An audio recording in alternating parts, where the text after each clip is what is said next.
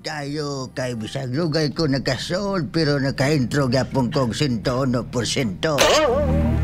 Mga katropa usa ka serial ga Guinness World Record breaker. Ang nag-half marathon sa Idaho. Samtang nagsulob og 137 ka mga t-shirts.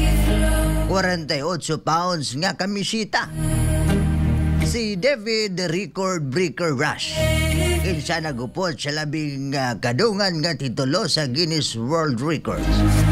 Original nga nagbutang sa record alang sa labing daghang t-shirt nga gisulob sa tunga nga marathon sa 111 sa 2019. Nawad-an si Rush sa iyang record pipila ka tuig ang milabay. Sa usa ka runner nga nagsulob og 127 ka kamasita. Ang serial record breaker mingon nga nagsugod siya sa pagbansay-bansay sa pagkuha sa titulo pag-usab. Nagdagan sa bugat nga mga sinina o nagsulob o gibugaton nga mga backpack. Gisulayan niya record sa famous Idaho Potato Half Marathon.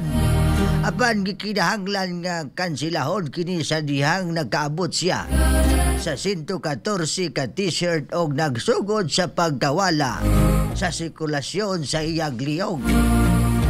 Si Rush mibalik sa samang marathon karong tuiga lamang og nining higayuna nakahuman sa lumba samtang nagsulob og 137 ka kamisita.